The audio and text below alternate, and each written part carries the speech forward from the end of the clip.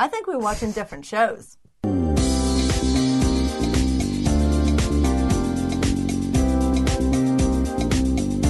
What's happening, everyone?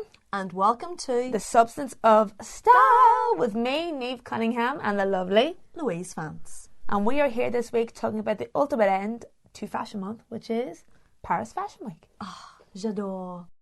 Actually missed Milan Fashion Week last week I know. due to technical difficulties with the YouTube.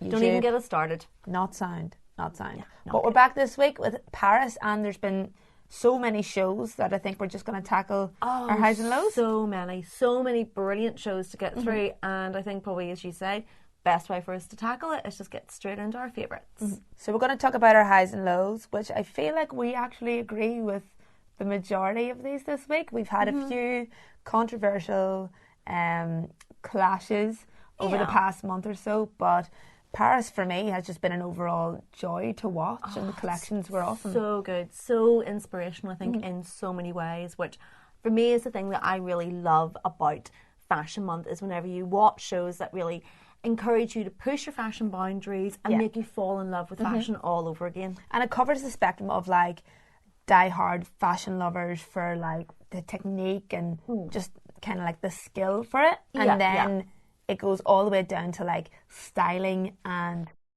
like, I'm gonna say Instagram, but like just more relatable kind of clothes. Which it goes across the board. And when people think of designer fashion, they automatically think, oh well, you know, that's not for us. But Paris Fashion Week covered everything, like literally everything. I think as well, you know, designer fashion, a lot of the designers that, you know, work in these houses now, they understand that their audience don't necessarily shop 100% designer clothes all of the time. You know, there is that mix of people wanting to wear high street and designer, not necessarily wearing top to toe one brand. And they're very much kind of catering to that, and they're very much looking to, dare I say it, the street for inspiration to make the clothes relevant, modern, relatable. And you can really see that coming through. And that's been something that's been happening, I think, slowly over the last couple of years. But you're really seeing it now. And I think for a lot of people, you know, it's worthwhile checking out these shows, because they will see things that they will be able to relate to. Like, there's a few collections that we are going to speak about that whenever I seen it, I was like, I could wear this look tomorrow because I have these items in my wardrobe as we speak. And it's amazing that the fashion houses are moving in that direction, because like, we're all so connected now. Why not? Completely. One that we definitely did love, which makes definitely our high list, is Saint Laurent. Oh, it was so good. I mean, Anthony just completely knocked it out the park. I adored everything. It was amazing. Loved it. Like, even just starting with the production, like the lights, like the way the models walk, just kind of the layout of it. It really like you were stuck on it. You were fixated on it. You couldn't look away. And with the way the models walked, and it was just straight, everyone was the same. It was very like grungy, which usually isn't what happens on catwalks. Models usually are doing their strut, but it was really nice to see that they were all kind of walking in formation, if that's fair to say. I think it worked as a juxtaposition against what we were seeing from a styling perspective, because the clothes were very, very highly stylized, and you had that very, very strong shoulder pad, which, as far as I can remember, I think Anthony was saying that it took them about 6 months to actually perfect the proportions of that, to work out the proportions of how far out they could take the shoulder pads to bring it into the waist to keep it in proportion. And you really kind of got that sort of aesthetic of the Y shape, you know, the strong shoulders, the nipped in waist, the very, very long elongated legs, the platform super high heels. It just, aesthetically, it was very sharp, very, very clean, very, very strong and very confident. And I think the staging really reflected that as well. One thing that I loved was the little romper shorts. Like, there was such a mix of styles in this collection. And I it still felt like it correlated correctly. Like, he was really throwing it out there. Like, there was so much leg showing, and there was plenty of boob showing, and it was skimpy in parts, and yet there was lots of layering happening. And he just did it in just such a very like equalized way. That's probably not the right word I should be using, but balanced. It was balanced. It was out there, but balanced. Well, I think that really makes a lot of sense, because, you know, when you look at his previous designs, Anthony is very kind of well known for liking kind of that long leggy, short aesthetic. And I think for a lot of people, when they see that, they think it's very kind of, it's overtly sexy. But I think when you look at this collection, yes, obviously there is an element of that, but that's not the overriding feel. You're getting the feel of a very confident, very strong woman. It's not about a woman being viewed in an objectified way by a man. Instead, it's about a woman being very controlled and strong and confident in what she's wearing. And I love that really, really strong tailoring, kind of the elements kind of harked back to the 1980s with the strong haircut, the sunglasses, the neon. It just, aesthetically, I think it all worked seamlessly together, and it produced a collection which, I'll be honest, I as a woman would really love to wear. It felt like you could still go out, and again, it did give you that kind of shock, that kind of like, oh, because like there was a lot of skin showing, and there was, but it was empowering. It was something that I looked at and it took me aback, but then I looked at it and I was like, I would definitely wear that. I would feel super confident going out in that. Depends where you're going, obviously, in Belfast, but true. Well, I think as well, you know, when I was watching it, I was getting vibes as well of kind of the Tom Ford era. I know obviously I talk a lot about Tom Ford. Tom Ford. Yeah, kind of sick hearing Tom Ford now. Fashion crush on Tom Ford. But when you look at what he did when he designed at Saint Laurent, or Yves Saint Laurent as it was at that stage, and what he was doing at Gucci, that kind of very strong tailoring, sheer tops that did show off boobs and cleavage, you know, that was very prevalent at that time as well. And it was nice to kind of see a return to that, but done in a very modernised way, that it didn't feel like it was dated. It felt like it was relevant. And I think as well, you know, when you look at what a lot of the other houses are doing, you know, it is much more kind of maybe more demure looks, less kind of that very, very strong sexual undertone feeling. And it was nice to see a house like Saint Laurent kind of going, well, no, this is what Saint Laurent is known for. And we want to stick to the codes and the DNA of the brand and modernise it in a way that's going to be relevant for today's fashion audience. I think they did that extremely well. And then as soon as all that was over, we basically went into like this neon 80s. It was like so cool. And it was really surprising. Cool. It was just like, it kind of ended and we were like, oh, there's like, the lights are still down, there's something happening, and then all these highlighter colours started walking down the catwalk, and like that you still got to see the outfit, you still understood, like, you still understood the design of the outfit. It wasn't like, it really was so well done and so different actually, because especially running up like all the shows that we've watched up until that point, like there was a few that kind of stood out for something different, but it brought it. Well, I think as well, the way it was staged, it really worked with those clothes. It wasn't just about, you know, doing something stylistically to be different, but it actually stopped you and prevented you from being able to appreciate the design. Instead, the staging actually enhanced the design and brought it out on a whole different level. And sort of the bright kind of neon marabou fur mini dresses were just like, oh my god, they are so cool, so amazing. And the high heels, the sunglasses again, all of those little touches, it was really cool. Like I literally, it's like, I want to be on that catwalk, I want to be wearing those clothes. I just loved it. It was kind of like how we spoke about London Fashion Week, and London Fashion Week was about, you know, new kind of designers and being innovative and different, and we thought like Paris was going to be, no, Paris is like the elite kind of fashion week of the month. But that showed me that like they brought the art, like they brought as much art as London gave us, but they did it in Paris Fashion Week style.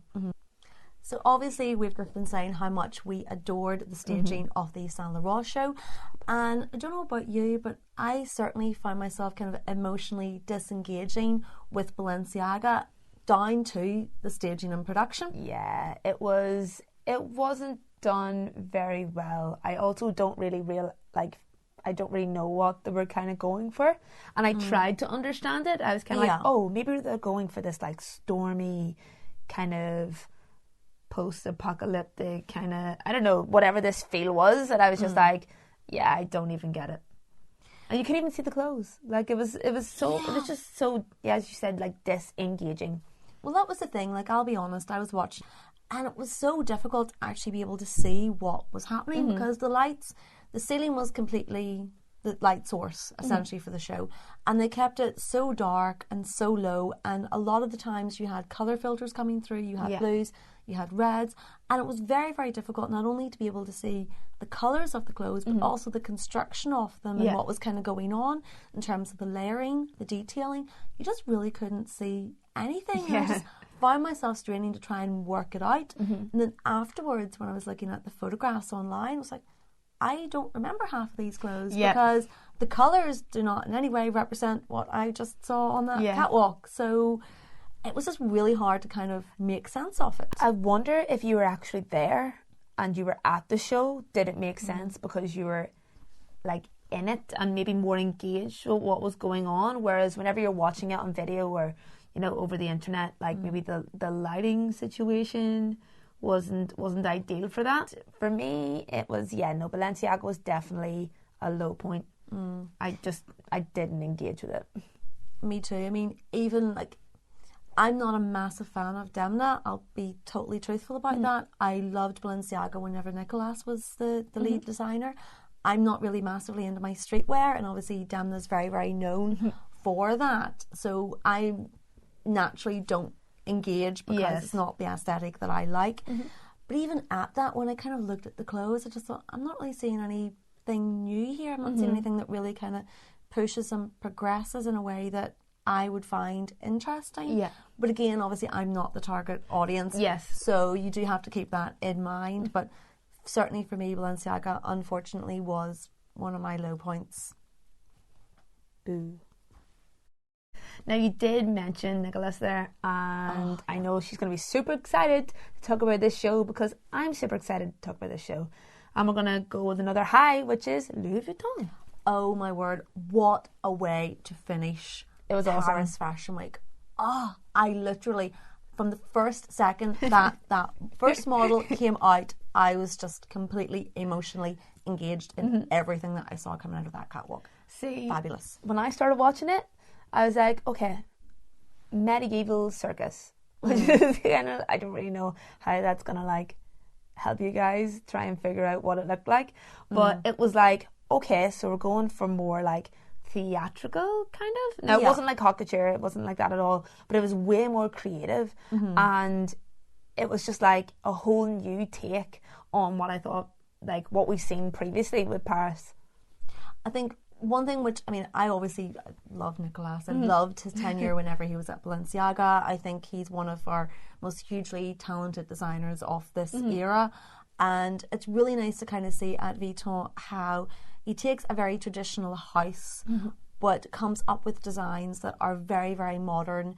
And the styling of it, I think that was the thing that I really emotively connected with, because the structure of the clothes, the way they had very sort of structured ruffled shoulders, those really, really cool little skater skirts with the V pointing down, the juxtaposition of the materials and the patterns, just everything was kind of styled and cut in a very different way and paired together in a very different way, which for someone like me who loves her classic designs and loves to look very classic and polished, it was like, this is how to look edgy, but do it in a way that completely makes sense. It was just super cool, and it was like, it was very street style-esque. Like, I was watching it and I was like, I know so many people who I'm just friends with on Instagram who would absolutely love this show.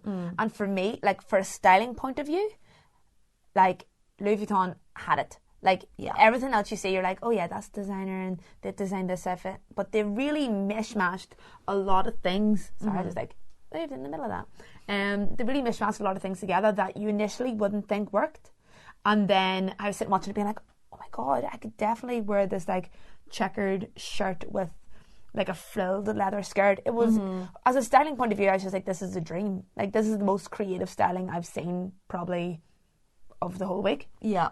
Absolutely. And just, I loved all the little kind of, you know, little nods. Like, there was a yellow and black kind of checkerboard, which was really reminiscent of stuff that Marc Jacobs did back in the day. And just, I enjoyed kind of all those little nods and salutes to elements that we've seen before, but done in entirely new and different ways. And just the styling side of things, you know, like really interesting cropped leather jackets with kind of oversized shoulders nipping in, just juxtapositions of colours and textures and patterns styled together again in ways that you wouldn't necessarily think of doing, but just collectively together made sense. And for someone like me that does not normally engage in street style, I looked at it and went, this makes me want to push my fashion boundaries. This makes me want to try things I normally wouldn't try. And for me to say that and for me to be inspired in that way is fantastic. It's big. It really is big. But even looking at it, it was just like, these things should not go together. And you have made it work. And like, thumbs up. It was completely just like, to be honest, I was watching it and I was like, this is fashion. Like, no, like that FASHUN fashion. Like, but that was it. And it was, it felt, it was just the most creative out of all of them. And I was just like at home watching it. It just felt way more fresh, way more relevant and young. Like, I feel like a lot of the shows, it's quite mature in the styling, but this collection definitely felt like for a younger audience. I think when you talk about maturity, I think that's something that I can really see with Nicolas as a designer. He's very self-assured in his vision. He understands his client, he understands his design aesthetic, he understands the design aesthetic of Vuitton, and he's confident and mature in the way that he presents that. I think there's a lot of designers wouldn't have necessarily been confident enough to put out a collection like this, styled in the way that it was, but because he is so confident in his vision and really understands what he's trying to achieve, that's why, even though it shouldn't work, it works. And it just completely blew me away. It really showed. It was one of those things that when everything came out, and then at the end, whenever everyone walks obviously all together and they did their walk, it all just synced together beautifully. Like, it really did. I had to applaud them. They did really well. Me saying that, Louis Vuitton did really well, so they did. Good performance at Paris Fashion Week. 2 10s. So another stage production that I actually really liked was Balmain. And do you know what? It was actually really interesting this season because Olivier moved it from our usual venue, which is very I love how she referred it there as our venue, as if like she's so involved with Balmain. I wish, just to be a part of the Balmain army. Love the designs, love Olivier. Anyway, going back to fashion, I think Balmain as a brand is known as being very ostentatious, expensive, luxurious, and the staging in the venue previously has been very reminiscent of this, with the beautiful kind of gold work and crystal chandeliers and very opulent, whereas this season it was very pared back, it was very street oriented, which was very reflective in what we were seeing on the catwalk as well. It was minimal, and that's what people go for these days. We don't really like the opulence. That's the very traditional way of going. Plain, simple, very art, and I just thought it was amazing. I thought it was really, really good, and I'm not a big follower of Balmain, only because I see like Kim Kardashian and Khloe Kardashian. So I never really followed it, and I just wasn't really bothered by it. But obviously this year I watched the show, and it was very it girl, and I really enjoyed it. I just thought I could see a million people on Instagram or even the high street taking influence from his work, and immediately I thought that this is something that is going to go down very well universally. I think Olivier understands his customer, he understands his demographic extremely well. And in terms of things like their social media as well, understands how to very clearly communicate that message.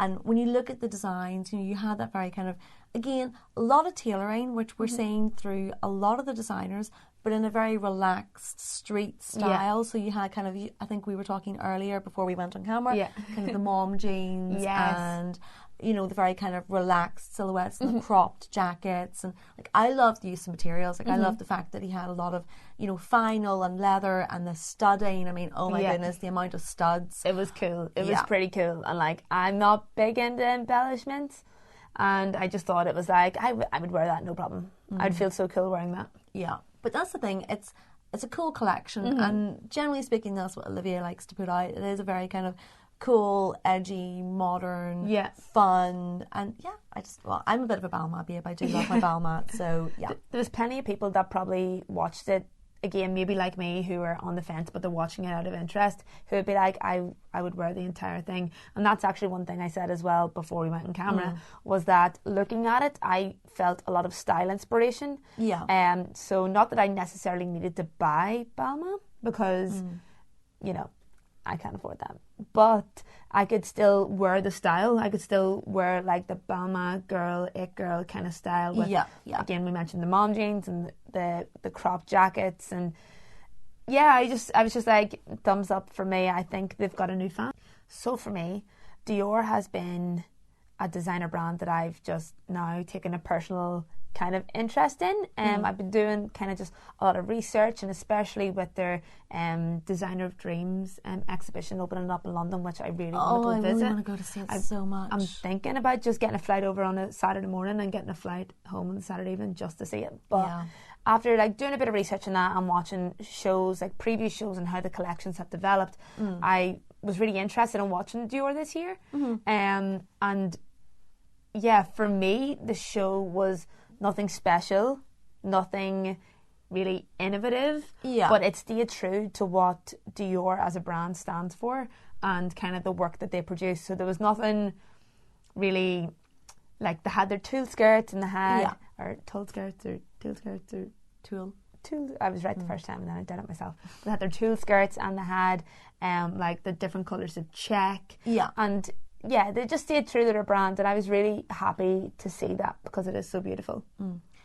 I know that whenever a lot of journalists were talking to Maria Grazia afterwards, she said that what she really tried to do this season, which is very much in keeping with what your initial gut reaction to the clothes were, which was she went back through the archive, she kind of went back to Christian Dior, 1950s styling, and really tried to kind of redefine the codes of the house as they were established by Christian Dior himself.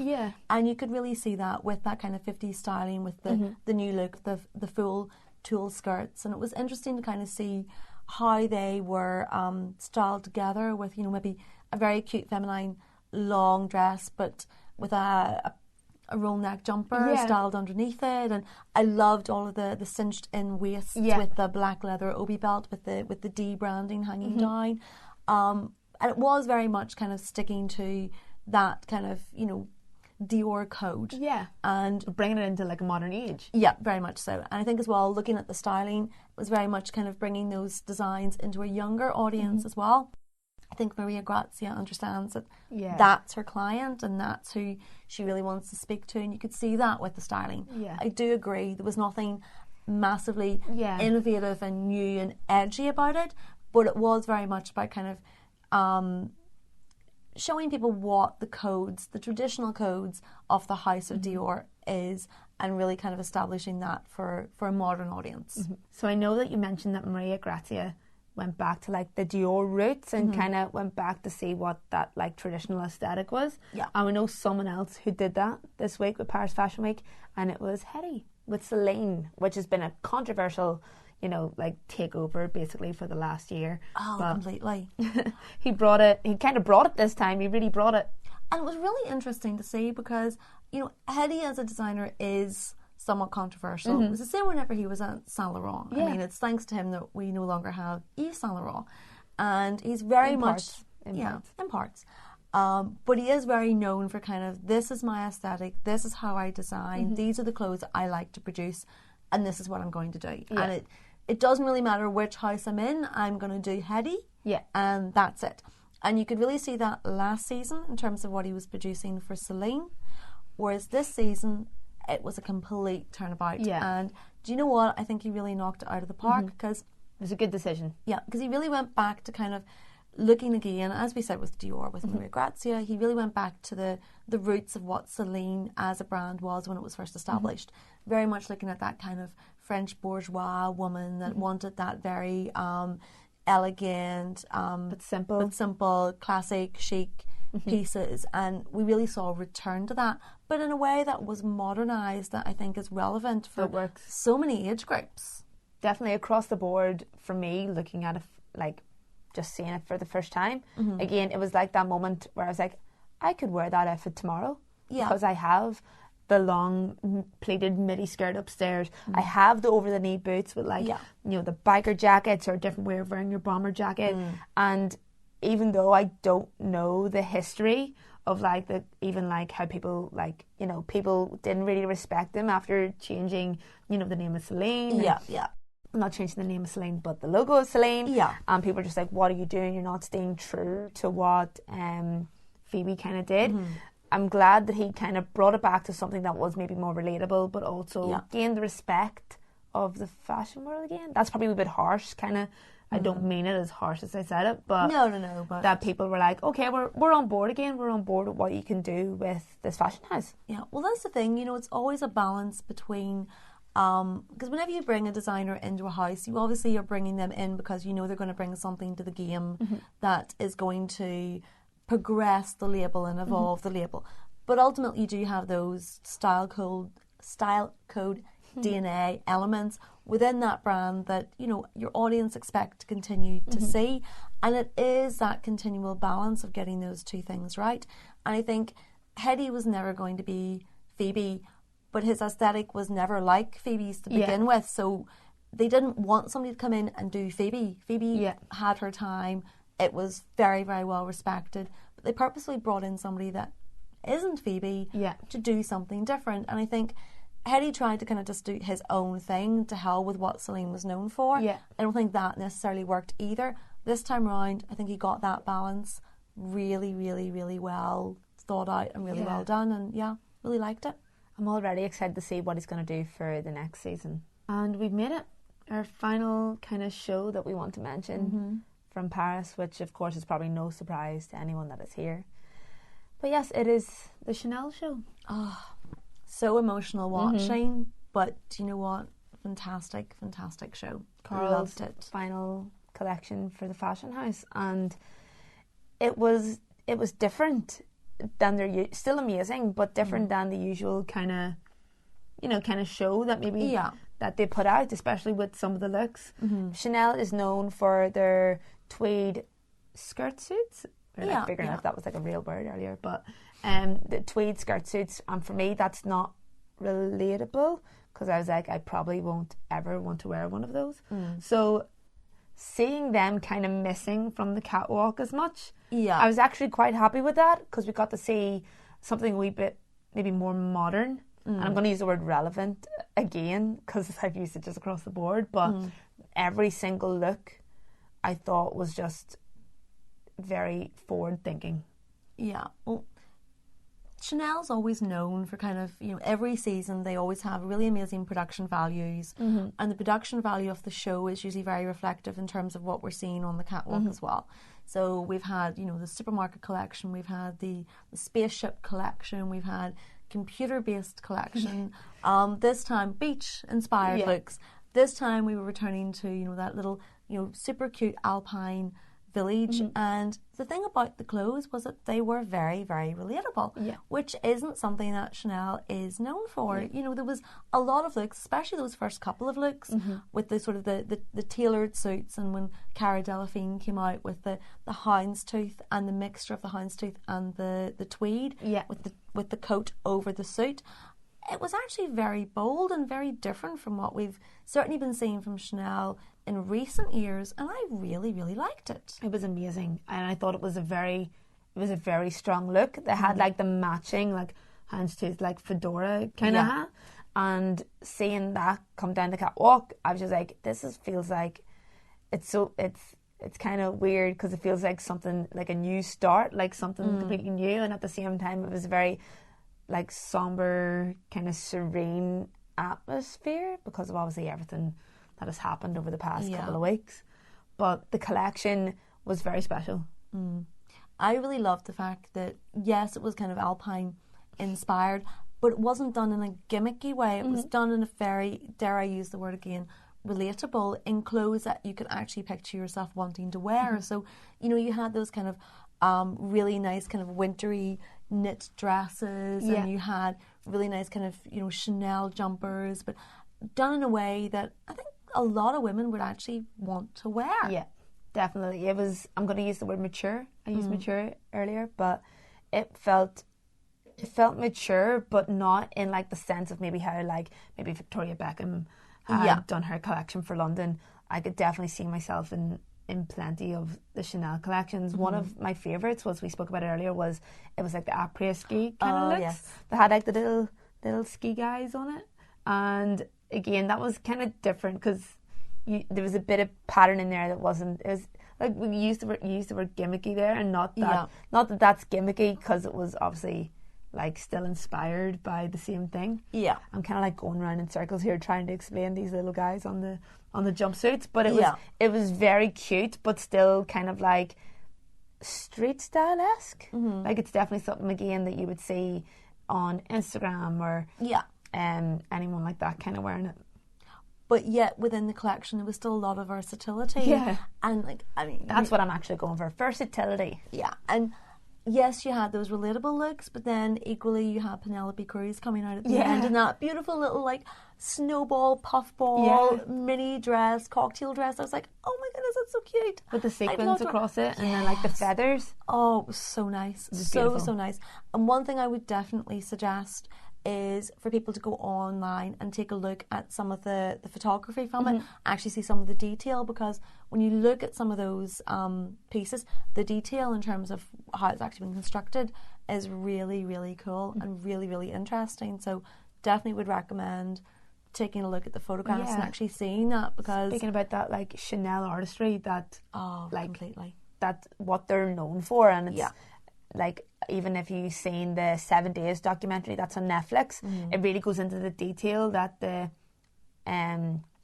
atelier. Yeah, the atelier. I'm really scared if I was going to pronounce it wrong. There's like what my faux pas for like tonight has been, but how much detail they go into making it, and it really is. It opens your eyes that it's not just, you know, you understand why it's designer, you understand why it's luxury, and how much like heart and soul really goes into making each of these pieces. Well, that's the thing with Chanel. I think especially over all the other brands, it's kind of nearly seen as fashion royalty. Carl himself was very much seen as fashion royalty, and it's a brand that people look at and go, oh, it's really expensive, it's really luxurious, it's very, very opulent, it's that top tier. Yeah. And people just see it as a branding thing. They don't necessarily understand what actually goes into the construction and the making of those garments, and that's what makes them so special. Yes, it's an iconic brand. Yes, it's an internationally, globally recognised brand. But when you watch a documentary like that, I think it really gives you an insight into not only what goes into creating those designs, but also the love and the passion that those people have for what they're doing. You know, a lot of the people that work in that atelier have been there 30, 40, 50 years. They have devoted their lives to creating these beautiful, special, amazing pieces. And it's lovely to see. To me, that's the heart and soul of the brand. It's not the marketing and the money or the logo, or like it's none of that. It's the heart and soul of these people who passionately create these beautiful works of art, and you really do see that with Chanel.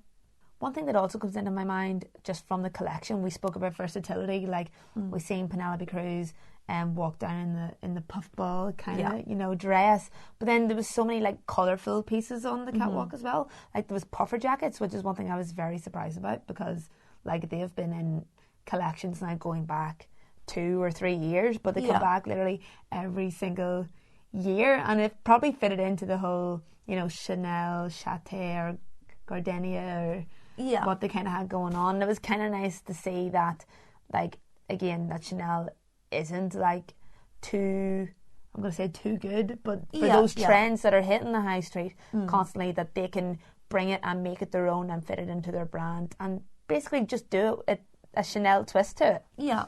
I think for someone like me who maybe isn't necessarily that street, I know I've obviously touched on it quite a lot, but I'm not a street style, streetwear kind of, you know, person. I'm about classically tailored, beautifully cut, sophisticated, chic clothes. So to me, it's really good to kind of see a brand like Chanel reinterpret a street look in a way that I can relate to it, in a way that I would want to potentially wear it. So yeah, I never thought I would say it, but yeah, I really liked it. You could maybe see Louise in a puffer jacket soon.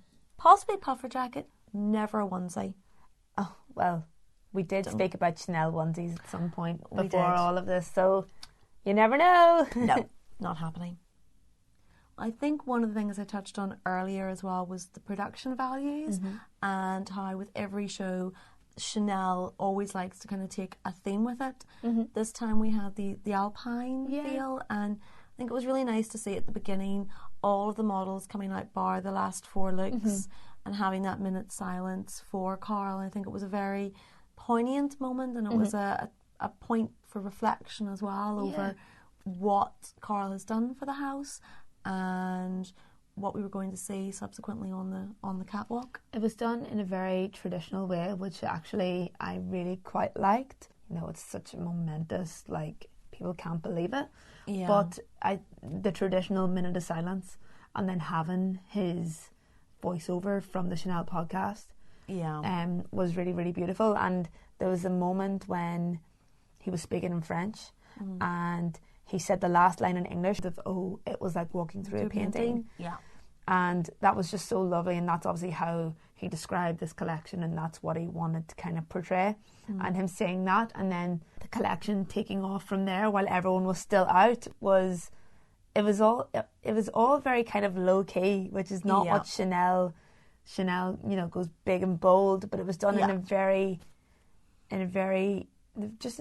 like calming and nice way, so that the show didn't exactly respectful, understated. I think, so it didn't take over, obviously, because again, you know, it's all done in his memory, but it wasn't like a big, massive, kind of crazy show, and it definitely went in the right direction with it, I think. Yeah, and I know one thing which I found really nice as well was that whenever you looked at the photographs from the actual show and you looked at the fro, you know, you had so many of Karl's personal friends and supporters through the years. So you had Claudia Schiffer and you had Naomi Campbell and you had so many of the models that had walked in so many of the iconic shows, not only sitting in the fro, but also taking part in the show itself.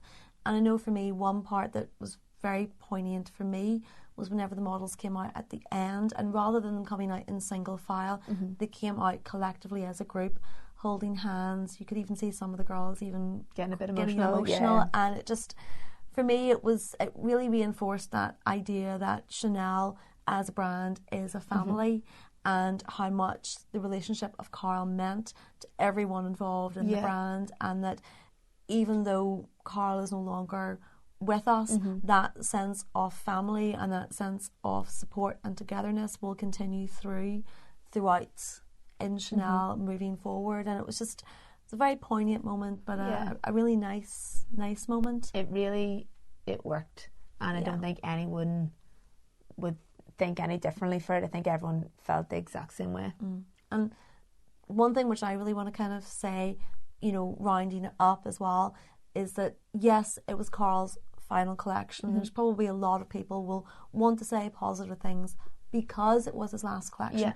The truth of the matter is, it was a really strong collection. It was a really good collection. You know, it was really good. You know, sometimes with Chanel collections, they can be somewhat sameish in ways, but this was one of the strongest I can honestly say it's one of the strongest collections I've seen Karl produce in recent years, and I think it was very fitting that should be the last collection that we had from him. So I really loved it. Well done, Karl. So we'll actually go back to the start of Fashion Month. Like, New York brought a lot of 70s disco, and it actually taught me a lot about what to expect for the rest of Fashion Month. And don't forget about Marc Jacobs. I know how much you loved the Marc Jacobs collection. Marc Jacobs needs to... It was kind of along the lines of Balenciaga, where it was just like, it just didn't work. I think we were watching different shows. One of my favourites was actually Michael Kors, which I was actually pleasantly surprised about. And then London Fashion Week. What was kind of your favourite from London Fashion Week? I know we got kind of controversial on it. Oh, I loved Burberry. 100%. Absolutely. Actually, we did get controversial. Burberry was amazing. Vivienne Westwood, as much as I hate to say it, no, it was a complete... it didn't really work. It just didn't. And Christopher Kane, I think that was the first time you'd ever... experience exposed to his designs. Definitely. It was interesting. It was also questionable, but in a very good and creative way. Well, I think that was London. I mean, you know, New York, looking back, very commercial. London, very kind of design oriented, innovative, cool, edgy, and then obviously moving into Milan. I know just classic kind of Milan. Well, apart from Gucci, which is just like cray. But it was typical Gucci. Yeah, well, typical modern Gucci. Yeah. I still think Gucci is Tom Ford. Even though it's not anymore. Yeah, no, not really. That's where my Definitely heart lies. not really. And then now we're into Paris, which was just like so much creativity. Fashion dream. Yeah, it really, really was. And it was just so like artistically driven, and it just ticked every single box. Well, I think that's the thing. You know, there was so many strong standout shows, and obviously we've tried to kind of cover some of our highlights tonight. There were so many other shows that we could have talked about as well. You know, we had, you know, stuff going on at Chloe, we had Valentino, we had Maison Margiela. But literally, if we had talked about every show that inspired us creatively, we would have been sitting here for a couple of hours. Yeah, like we'd be here, like, I'm not even going to say all night, we'd probably be here for a couple of nights, because Adrian's looking at his watch right now and he's telling us to, like, you know, wind this up, guys. You know, when you're passionate about something and you're really involved in it, it's nice that we can sit and talk it out and talk about these things with you guys. Definitely. And hopefully you guys have enjoyed kind of getting our insights into what we were loving through Fashion Month, and hopefully getting a bit of an education as well about maybe some designers and brands that you maybe haven't necessarily been aware of, and that now you've heard us kind of talk about it, you'll maybe take a look for yourselves. Exactly. Hopefully we'll spark some sort of interest in your head for maybe, you know, tuning in for Spring Summer 20. That'll be the next one. And that's episode 5 from us, guys. Thank you so much for tuning in. If there's anything that you found interesting, make sure to put it in the comments below. But yeah, we made it. Fashion Month is over for another season. So guys, I just want to say thank you so much for watching, and we look forward to seeing you guys at the next podcast. Bye. Bye. Good luck.